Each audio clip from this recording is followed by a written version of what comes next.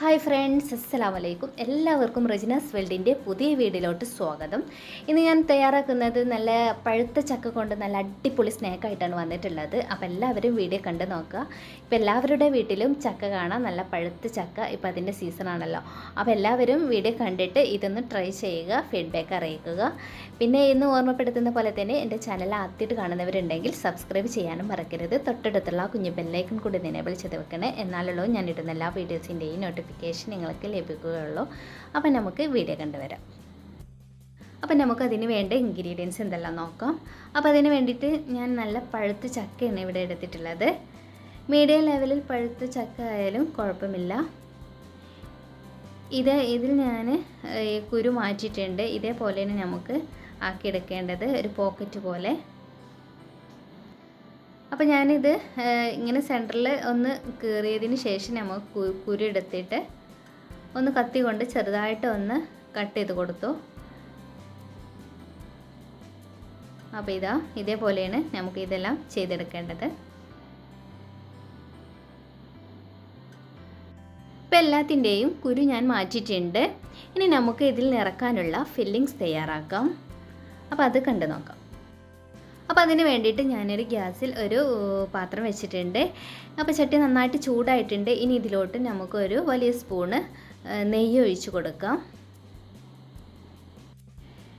നെയ്യ് ചൂടായതിന് ശേഷം നമുക്ക് ഇതിലോട്ട് അണ്ടിപ്പരിപ്പ്, മുന്തിരി ഇട്ട് കൊടുക്കാം. എന്നിട്ട് ഇതൊന്ന് നന്നായിട്ടൊന്ന് വഴച്ചെടുക്കണം. ഇനി നമുക്ക് ഇതിലോട്ട് വേണ്ടത് തേങ്ങയാണ്. അപ്പോൾ ഞാനൊരു കപ്പോളം തേങ്ങ എടുത്തിട്ടുണ്ട്. അത് നമുക്ക് ഇതിലോട്ട് ഇട്ട് കൊടുക്കാം. ഇനി നമുക്കിത് നന്നായിട്ടൊന്ന് മിക്സ് ചെയ്ത് കൊടുക്കുക.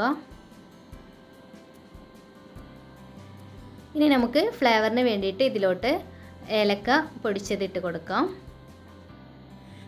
പിന്നെ ആവശ്യത്തിനുള്ള പഞ്ചസാര ഇട്ട് കൊടുക്കാം. ഇതൊക്കെ നിങ്ങളുടെ എത്രത്തോളം മധുരം വേണം അതിനനുസരിച്ച് ഇട്ട് കൊടുക്കാവുന്നതാണ്. നല്ല പഴുത്ത ചക്ക ആയതുകൊണ്ട് ചക്ക നല്ല മധുരം ഉണ്ടാവുമല്ലോ. അപ്പോൾ അതിനനുസരിച്ചിട്ട് ഇട്ട് കൊടുത്താൽ മതി. എന്നിട്ട് നന്നായിട്ടൊന്ന് മിക്സ് ചെയ്ത് കൊടുക്കുക. ഇതാ നമ്മുടെ ഫില്ലിങ്സ് തയ്യാറായിട്ടുണ്ട്. അപ്പോൾ ഫില്ലിങ്സ് ഞാനൊരു പാത്രത്തിലോട്ട് മാറ്റിയിട്ടുണ്ട്. ഇതൊന്ന് തണുക്കണം.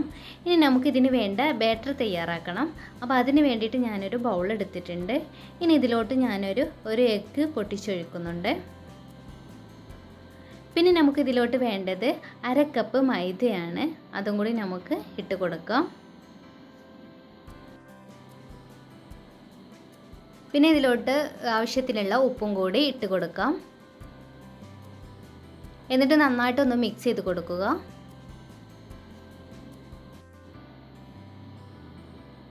ഇനി നമുക്ക് ഇതിലോട്ട് വെള്ളം ഒഴിച്ച് കൊടുക്കാം. ഇപ്പം ഞാൻ ഇത് നന്നായിട്ട് മിക്സ് ചെയ്തിട്ടുണ്ട്. ഇനി കുറേശ്ശായിട്ട് വെള്ളം ഒഴിച്ചിട്ട് ഇതൊരു മാവാക്കി എടുക്കണം. അപ്പോൾ നമ്മുടെ മാവ് ഇവിടെ റെഡി ആയിട്ടുണ്ട്. ഈ കൺസിസ്റ്റൻസിയാണ് കേട്ടോ വേണ്ടത്. അതിനനുസരിച്ചുള്ള വെള്ളം ഒഴിച്ച് കൊടുത്തിട്ട് ഇതേപോലെ ആക്കിയെടുക്കുക. ഇനി നമുക്ക് ഫില്ലിങ്സ് നിറച്ച് കൊടുക്കാം. അപ്പോൾ ഞാനൊരു ചക്കയുടെ ചുള എടുത്തിട്ടുണ്ട്. ഇനി ഇതിൻ്റെ ഉള്ളിലോട്ട് ഈ ഫില്ലിങ്സ് നിറച്ച് കൊടുക്കുക. ഇതേപോലെ ഒരു സ്പൂണോ 1.5 സ്പൂണോ ഒക്കെ ഇട്ട് കൊടുത്തിട്ട് നന്നായിട്ടൊന്ന് പ്രസ് ചെയ്ത് കൊടുക്കുക. അങ്ങനെ എല്ലാതും ഇതേപോലെ നമുക്ക് ചെയ്തെടുക്കാം.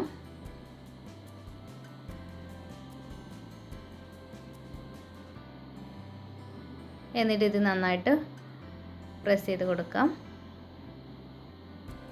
അപ്പോൾ ഇതേപോലെയാണ് വേണ്ടത്. ഇപ്പോൾ എല്ലാതും ഞാനിവിടെ ഫില്ലിങ്സ് നിറച്ചിട്ടുണ്ട്. ഇതേപോലെ ചെയ്തെടുക്കുക. ഇനി നമുക്ക് ഇതിലോട്ട് ഗ്യാസിലൊരു പാത്രം വെച്ചിട്ട് അതിലോട്ട് ഓയിൽ ഒഴിച്ച് കൊടുക്കുക.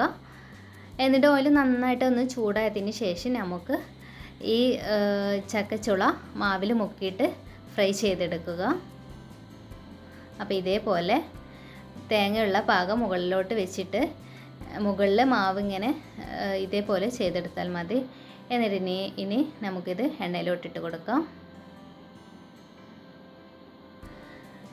അപ്പോൾ തേങ്ങയുടെ ഭാഗത്ത് നിന്ന് മാവ് പോകുമ്പോൾ ഇതേപോലെ കൈകൊണ്ടൊന്നിങ്ങനെ ഒഴിച്ചു കൊടുത്താൽ മതി. ഇതേപോലെ ചെയ്തെടുക്കുക എല്ലാതും.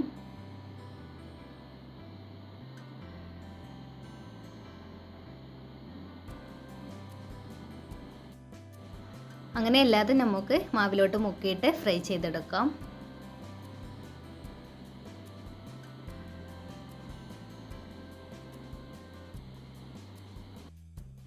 എന്നിട്ട് നമുക്ക് മുകളിലോട്ട് ഇതേപോലെ ഓയിൽ ഒഴിച്ച് കൊടുക്കാം.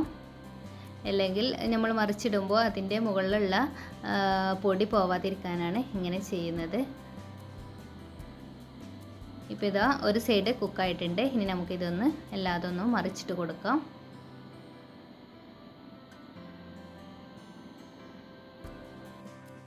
അപ്പോൾ നമ്മുടെ സ്റ്റഫ്ഡ് ചക്ക 2 സൈഡും കുക്കായിട്ടുണ്ട്. ഇനി നമുക്ക് ഇതെല്ലാം ഒരു പ്ലേറ്റിലോട്ട് മാറ്റാം.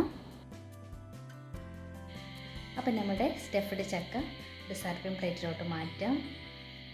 ഇനി നമുക്കിതിൻ്റെ സെൻറ്റർ ഭാഗം ഒന്ന് കട്ട് ചെയ്ത് നോക്കാം. ഇപ്പോൾ ഇത് പഴനിറവിൻ്റെ അതേ ലുക്കും അതേ ടേസ്റ്റാണ് കേട്ടോ. നല്ല കിട്ടു ഐറ്റമാണ്. ഒട്ടും പ്രതീക്ഷിക്കാത്ത ഒരു ഐറ്റം കൂടിയാണ്. അപ്പോൾ എല്ലാവരും ഇതൊന്ന് ട്രൈ ചെയ്യുക, ഫീഡ്ബാക്ക് അറിയിക്കുക. ഫ്രണ്ട്സുമായിട്ടും റിലേറ്റീവ്സുമായിട്ടൊക്കെ ഒന്ന് ഷെയർ ചെയ്യാൻ മറക്കരുത്. അതുപോലെ സബ്സ്ക്രൈബ് ചെയ്യാതെ ചാനൽ കാണുന്നവരുണ്ടെങ്കിൽ പ്ലീസ് ഒന്ന് സബ്സ്ക്രൈബ് ചെയ്യണേ. ഇനിയും ഇതുപോലെ നല്ല കുക്കിംഗ് വീഡിയോയുമായിട്ടും വ്ളോഗുമായിട്ടും വീണ്ടും കാണാം. അതുവരെ ബൈ, താങ്ക് യു.